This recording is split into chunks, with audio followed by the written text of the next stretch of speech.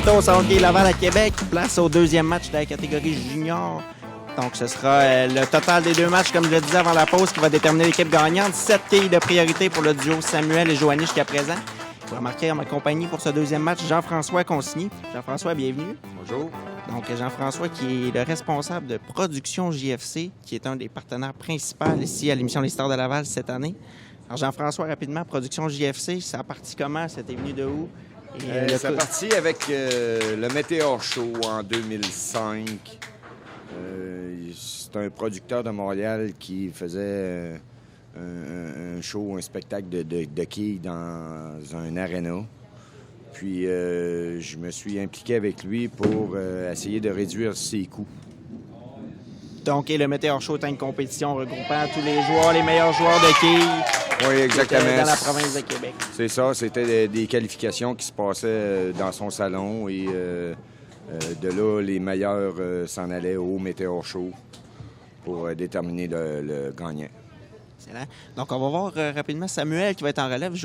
C'est la partenaire Joanie qui a réussi la réserve au premier carreau. Samuel, malheureusement, c'est un peu loin, donc ce sera la réserve à Joanie qui va compter pour le premier carreau. Jean-François, c'est bien beau le Météor Show, mais il y a plusieurs d'autres projets là, qui sont en branle. Là. On peut parler, je pense, défi de Duckpin. On a eu la Coupe du Québec cette année qui s'est déroulée. C'est plusieurs beaux projets là, qui sont en branle. Oui, exactement. Vu que le Météor Show a ses activités, j'ai décidé de produire moi-même les événements. L'an passé, j'ai commencé avec le défi Duckpin.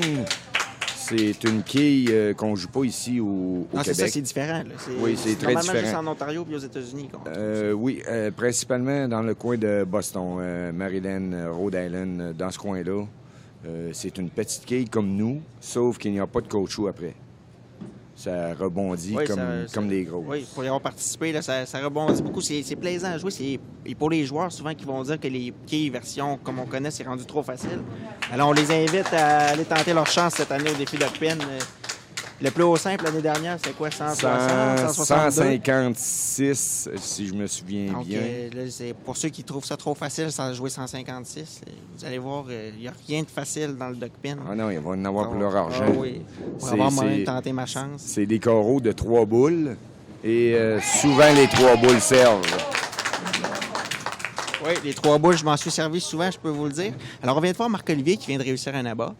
Donc, ce sera maintenant le deuxième carreau pour Johan sur la ligne numéro 9, qui va tenter donc d'y aller d'un doublé pour son équipe. Johan, Jean-François, tu n'étais pas là, mais Johan, 6 abats avant la pause lors du premier match sur 12 lancés. Donc, une excellente moyenne au bâton, 1 sur 2. Et encore une fois, il va d'excellents lancers. On peut peut-être parler aussi brièvement des jeunes qu'on voit représenteront la région de Québec dans les Jeux du Québec qui sont à venir. Ça aussi, je pense que tu étais impliqué beaucoup là-dedans.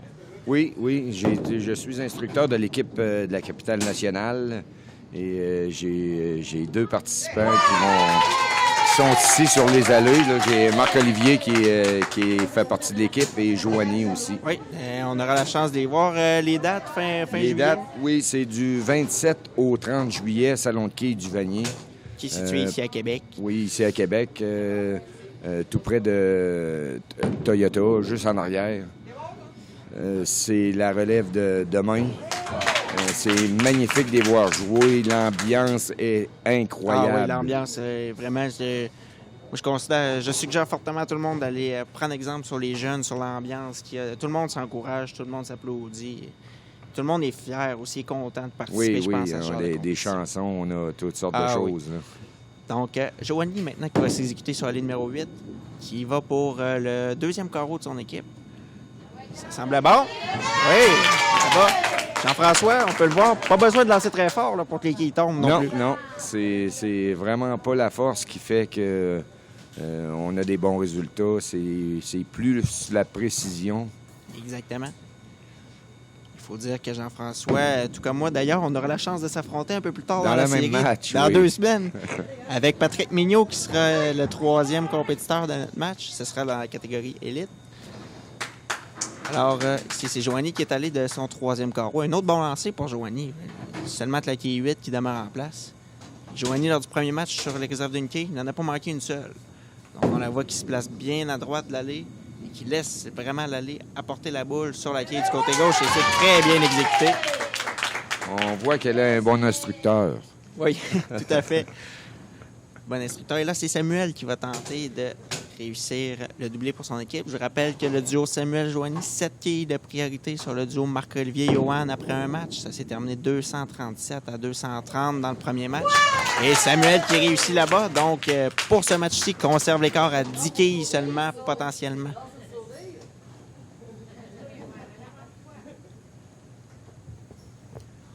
Ici, Johan.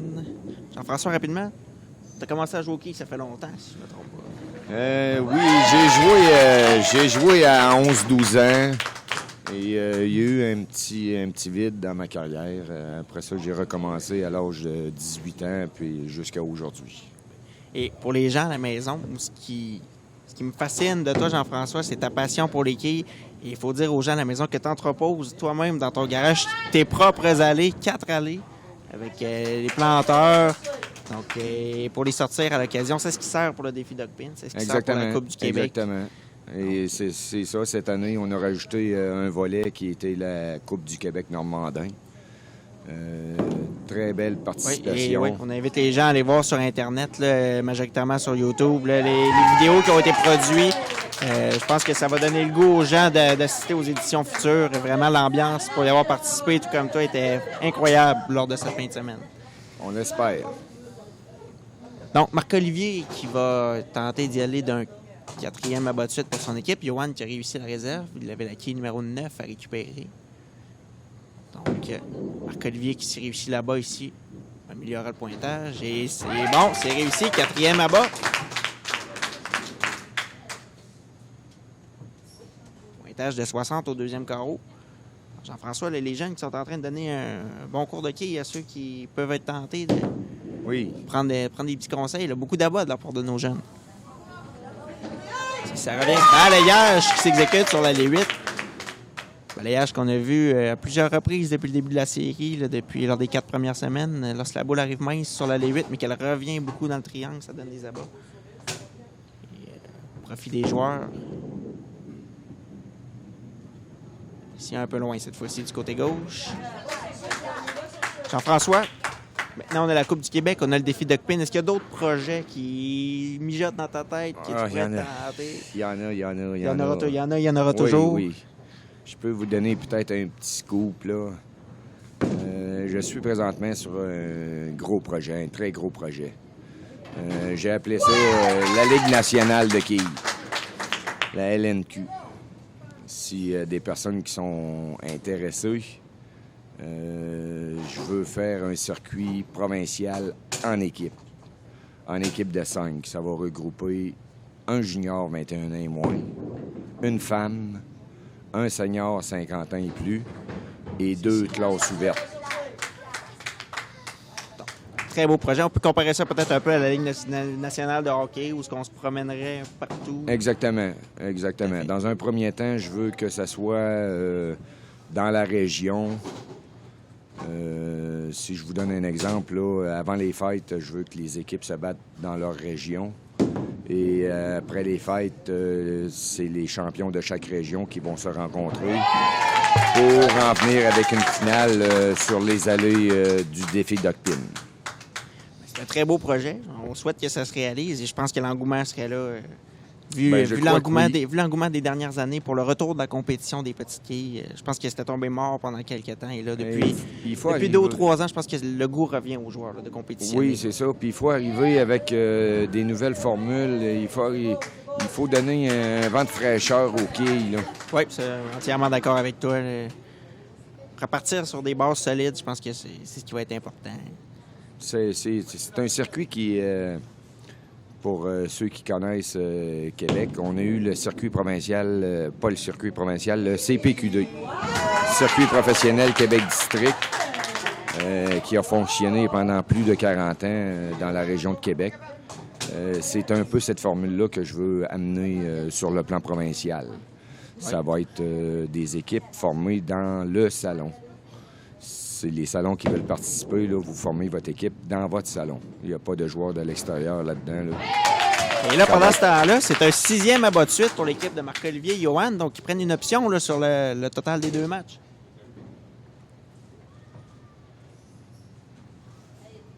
Oui, comme tu le mentionnais, Québec District, on y a participé longtemps et la compétition était intéressante. Et d'après toi, Jean-François, pour qu'un de tels projet se réalise, est-ce que les propriétaires doivent s'impliquer un peu plus Absolument. dans le monde équipe? Est-ce que les Absolument. propriétaires, présentement, sont peut-être, pour certains, pas assez impliqués? Oui, absolument. Il faut que les propriétaires... Je veux pas monter ce circuit-là avec les joueurs. Je veux les monter avec les propriétaires. S'il y a des propriétaires intéressés, contactez-moi. J'ai des façons... il y a le site productionjfc.com. Je suis sur Facebook. Plusieurs façons de me contacter. Oui, avec les réseaux sociaux, maintenant, tout est évident. Et oui, je veux dire comme toi, je pense que les propriétaires qui s'impliquent dans leur domaine ne sont malheureusement pas assez nombreux présentement. Non, et pourtant, on avait, jusqu'à tout récemment, les salons de quai associés du Québec qui fonctionnaient très bien. Oui, très, très bien. Oui, ça allait bien. Je veux pas partir d'ailleurs là-dessus. Là. Et on n'a pas tout à fait la même vision, mais ils ont fonctionné. Puis c'était efficace dans le temps qu'ils étaient là. Puis c'est ça qu'il faut redonner aujourd'hui. Il faut tout fonctionner ensemble. Il faut se donner la main, puis il faut rebâtir, reconstruire. Est-ce que la solution passe par une association, un regroupement, ou est-ce que ça va être chaque salon individuellement qui doit mettre son petit grain de sel? Bien, c'est sûr qu'une association, ça prend une association. Il faut que les propriétaires s'associent tout le monde ensemble. C'est leur sport, là. C'est leur gagne-pain. Si les propriétaires n'embarquent pas, c'est malheureux. Ça va continuer à descendre encore, là. C'est cyclique. Et est-ce que le retour des quilles au petit écran, en commençant par Internet, est-ce que ça ouvre la porte, selon toi, à plus gros? Et selon moi, je crois que pour redonner à ce sport qu'il a déjà été, ça prend une émission télévisée. C'est sûr que ça en prend une. Puis c'est là que je disais tout à l'heure que je n'étais pas tout à fait d'accord avec les SQAQ. C'est que les SQAQ, ils ont mis une émission en ondes pour créer un événement. Tandis que moi, je pense qu'on est mieux de créer l'événement pour revenir en ondes. Effectivement, c'est... La journée où est-ce qu'on va avoir un bon... comment je dirais, là? Un bon produit. La journée où est-ce qu'on va avoir un excellent produit, la TV va venir toute seule. On n'aura pas besoin... les commanditaires majeurs aussi s'impliqueront d'eux-mêmes à ce moment-là. Tout s'ensuit, là. Si on prend comme exemple le défi, pas le défi, la Coupe du Québec Normandin qu'on a fait il y a quelques semaines, on a créé l'événement, ça l'a moussé et on a eu Il y a des bons commentaires, selon moi, sur l'événement. Oui, des bons commentaires. Puis on a eu une TV qui est venu nous visiter, là, oui, c'est vrai. Maximum Sport avec Fred Munger à Télémag. Ils ont trouvé le concept génial, puis c'est ça qu'il faut faire. C'est ce genre de petits détails qui ouvrent la porte éventuellement. Exactement. Créons un bon produit, puis tout va venir après tout seul. Là. On n'aura pas besoin de débourser des sommes astronomiques. Là. Non, tout à fait. Alors, pendant ce temps-là, le duo de Marc-Olivier et de Yoann est toujours parfait. Marc-Olivier qui va tenter de donner un 7e abat de suite à son équipe. On a eu malheureusement un corps ouvert pour Samuel et Joanie. Donc, ils ont un pointage de 124 après 6 carreaux, réserve au 7e.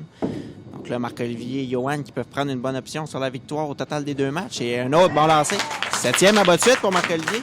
Marc-Olivier qui a déjà été champion ici au Challenge Laval, qui est un des gros tournois aussi qui a lieu dans la région de Québec, au Petites Quilles. Et Marc-Olivier, là, s'améliore d'année en année. Très impressionnant à voir jouer. Et je pense qu'il va être dans notre catégorie dans pas grand temps. Ça sera pas long. Dans les prochaines éditions de la Coupe du Québec Normandin, Marc-Olivier va faire partie des 21 ans et moins. Certainement sa place. Et 21 ans et moins qui ont été très impressionnants. Pour ceux qui pensent qu'il n'y a pas de relève au Québec, là, il y en a peut-être plus qu'on pense. Les 21 ans et moins ont été dominants de tout le long de la Coupe du Québec. Ils ont survolé d'un bout à l'autre. C'est de toute beauté de les voir évoluer. Oui, tout à fait. Entièrement d'accord avec toi. Au début de la Coupe du Québec, c'était pas c'était pas une équipe qui était... C'était pas les favoris, non. Non, c'était pas les favoris. On réussit à surprendre tout le monde. Ils ont déjoué tout le monde. Ont amplement mérité leur victoire. Et encore une fois, pour les résumer, on peut tout visionner sur Internet, les capsules qui ont été produites par Crowlev TV, qui est d'ailleurs producteur ici à l'émission Les Stars de Laval également. Vous pouvez vous rendre sur YouTube, sur son site Internet à crowlev.com. Vous pouvez tout voir, Production JFC également, qui démontre les capsules. Donc, Joanie qui a réussi sa réserve. Samuel qui va tenter d'y aller d'un abat. C'est réussi.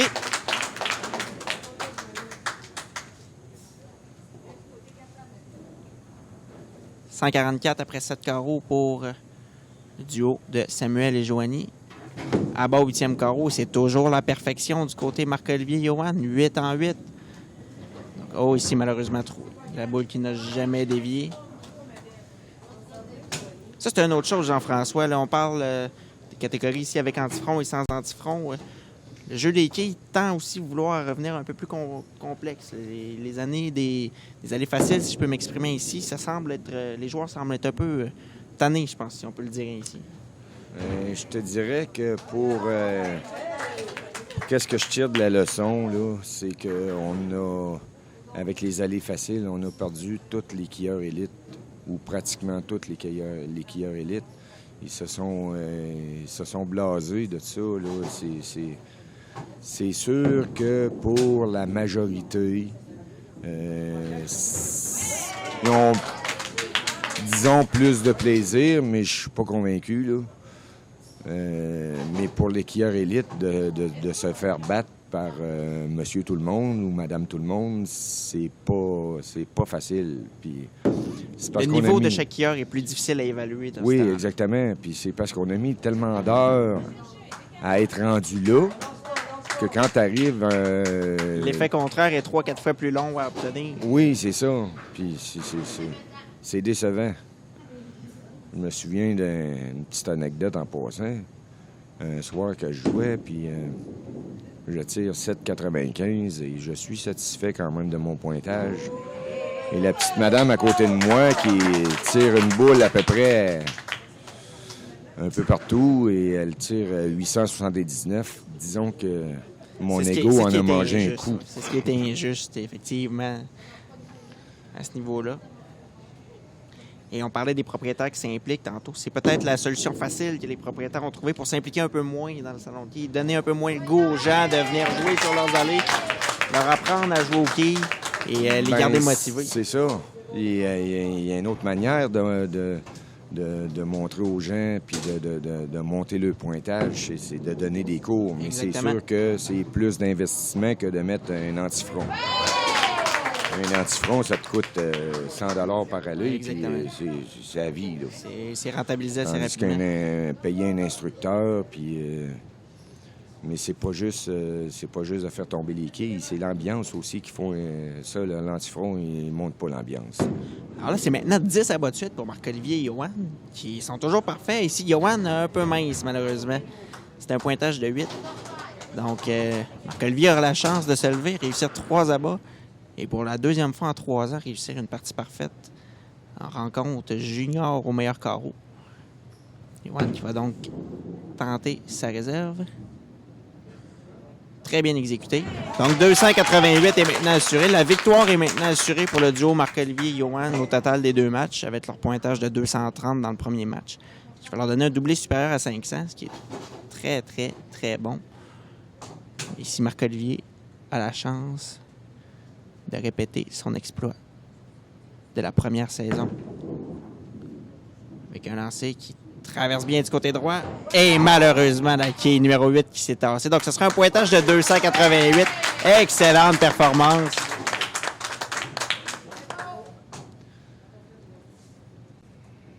C'est de toute beauté de les voir aller. Effectivement, c'est de toute beauté. Mais Jean-François, le match sera à sa fin. Merci beaucoup d'être venu nous rendre visite. Bien, ça m'a fait plaisir. Aujourd'hui, on va se revoir dans 2 semaines sur les allées. Puis, continue ton implication, continue d'être passionné comme tu l'es dans le monde des quilles. Puis, c'est grâce à ça qu'on va revenir. Grâce à ça et grâce aux propriétaires qui vont bien vouloir s'investir. Tout à fait. Ils vont vouloir mettre un peu de temps, un peu d'énergie. Je voudrais profiter de l'occasion pour remercier Dave Deschaines, le propriétaire du Salon de quilles ici Laval. au Salon de quilles Laval. qui, à partir de l'année passée, première édition du Turpin, s'est impliqué beaucoup et cette année encore plus dans la Coupe du Québec Normandin. Merci à Dave. Oui, c'est par ce genre d'action, ce genre d'implication Exactement. que le monde des quilles va Exactement. revenir. Moi, je ne vis pas de ça. J'ai pas de parti pris et tout ça, mais... Et souvent, peut-être avec un petit investissement de la part des propriétaires, le retour peut être encore plus Exactement. beau à long Exactement. terme. Moi, je le fais pour les quilles. Là. Je le fais pas... Donc, Samuel, ici, pointage de 9 qui va conclure le match. Joanie avait raté la quille numéro 10 sur le lancer précédent.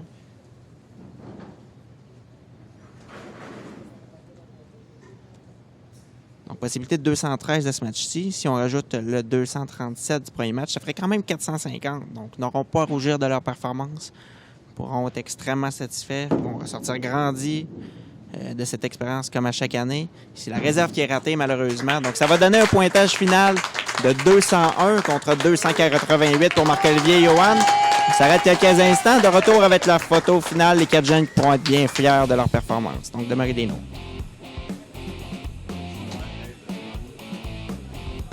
Hey.